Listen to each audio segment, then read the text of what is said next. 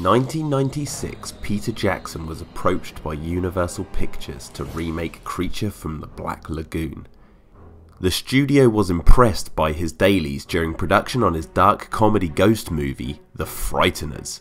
Great movie, by the way. However, Jackson declined the offer, but it wouldn't be long until Universal became aware of Jackson's affinity for King Kong. It was his favourite movie, and he had made his own personal remakes and homages in the form of 8mm home movies and things like the rat monkey from Jackson's Braindead being said to have come from Skull Island. So with a director at the helm, pre-production started on King Kong in late 1996 with a release date set for summer 1998. Robert Zemeckis was hired to produce this remake of Kong, but with Godzilla coming out in 1998 and a Mighty Joe Young remake underway, Universal Pictures decided to pull the project and Peter Jackson went off to Middle-earth. After the massive success of the Lord of the Rings trilogy, Jackson was approached once more by Universal to remake Kong, and this time it was full steam ahead. The same team who had brought Middle-earth to life were attached to take a stab at this new version of the eighth wonder of the world and the island he lives on, implementing many of the beloved methods of filmmaking they used during the Rings trilogy, including miniatures, or bigatures as they like to call them, and motion capture effects. Although the plot of this version of King Kong plays out the same as the 1933 version, give or take, it does greatly expand on what came before in several key areas. The runtime.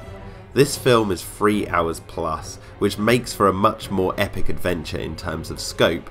There is more of a build up to the arrival at Skull Island, and there's a ton more character development, mainly because there's a lot more characters on screen.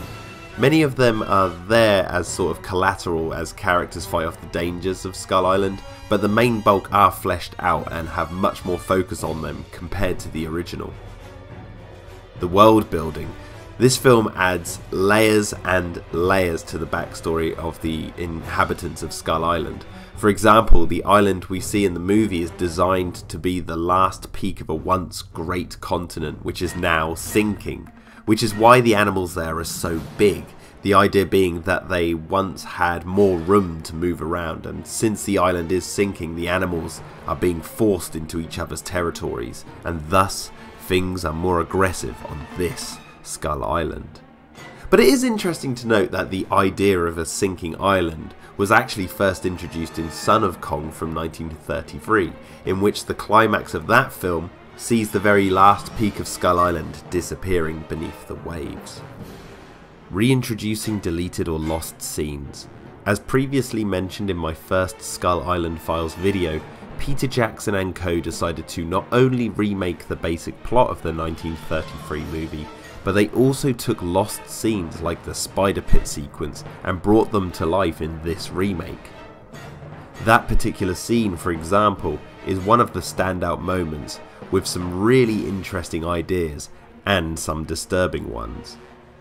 It's one of the scenes that many fans of this film will praise, but by shining a light on the insect realm of Skull Island, or seeing the Venatosaurus hunt down a herd of Brontosaurus, it really injected more life into the island, ramping up the danger levels and feeling more intense due to its modern effects.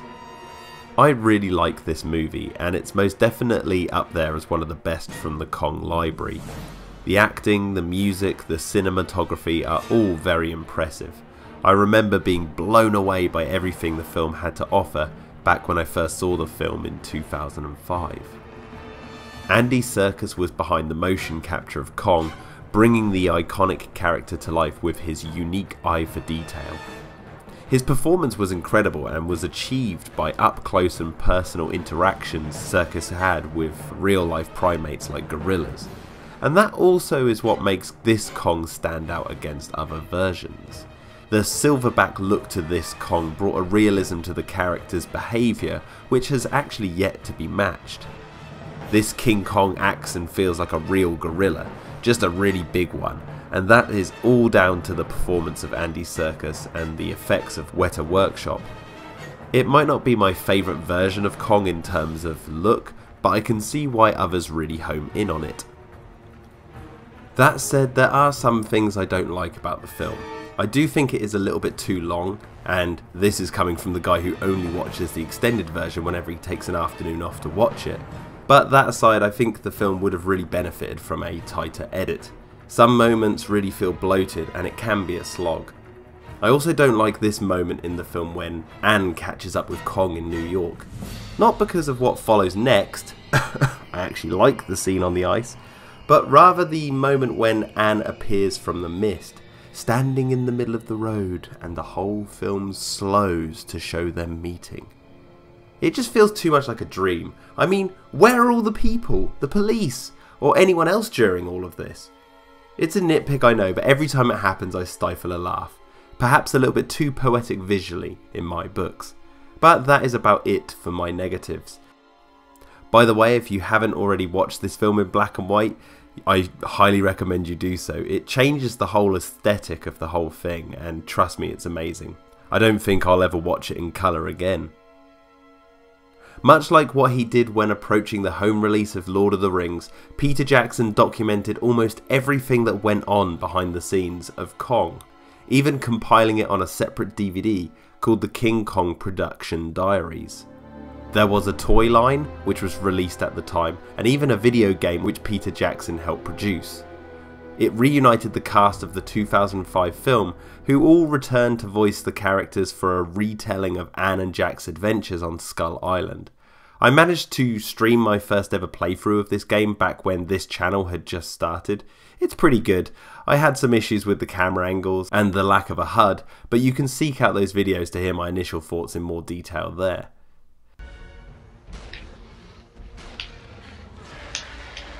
Reload. Oh my god.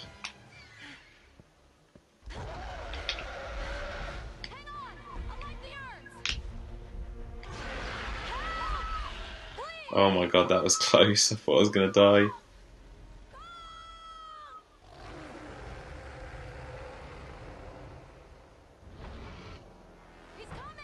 I really thought I was dead then. These characters look so funny. Here he is. Kong Meister himself. So in summary, King Kong 2005 is a good movie and arguably one of the best remakes of all time. A little long in places, but if you want to have a refreshing time watching it now, view it in black and white and take the afternoon off. I hope you enjoyed this video, guys. Catch you soon. Hey guys, thanks for watching this video. If you would like to help support more videos like this one in the future and my animated dinosaur series Dino Defenders Extreme, please click on the link to my Patreon in the description down below. If you don't want to help support, please, if you can, spread the word because that would help me also. I hope you've enjoyed watching this video and look forward to more in the future.